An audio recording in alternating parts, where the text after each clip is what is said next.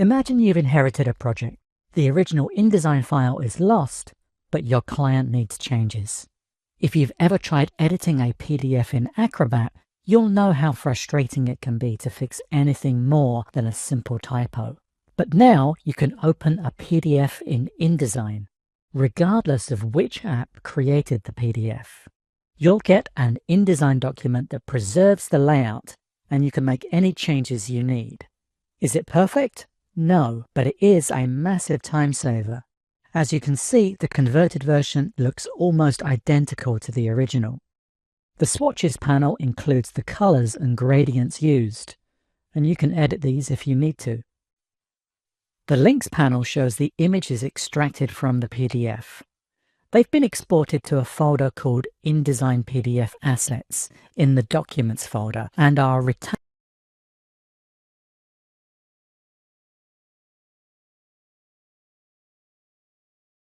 As you start to add color to your designs, there are a couple of places you can go to access existing swatches. Up in the Control panel, you have convenient pull-downs, or you could go over to the right, click on Swatches, and open up your Swatches panel. If I'd like to make a new swatch, going through the Swatches panel menu, I'll see that there are several types of colors that can be saved as swatches: solid colors, tints, gradients, and mixed inks. I want to create a new solid color, so I'll select New Color Swatch. As I move the color sliders in the dialog, you can see the little square at the left changing its appearance. That's a preview of what the swatch will look like. If I think I might need this swatch in future projects, I'd probably add it to my CC library, but if I don't want to, I can just uncheck that option. I'm actually not planning to save this swatch, so I'll click Cancel.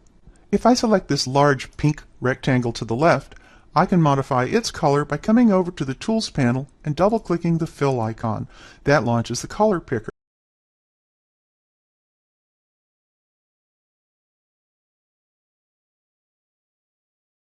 When printing artwork from InDesign CC, it's important to understand the difference between 100% black and rich blacks. In this video, not only will I show you the difference, but I'll also show you a solution for the problem.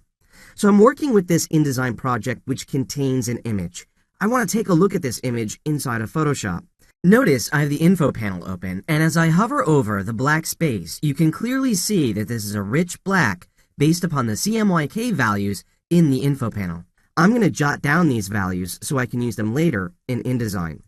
Back inside of InDesign, I want to show you that this top section is made up of two frames. Here we have the image, and then this frame is filled with a black color. But if we look at the fill swatch, we can see that the black is a 100% black.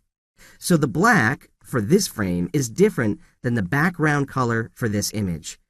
In order for us to illustrate that further, I'm going to come up to the Preferences menu, and in the Preferences menu, I'm going to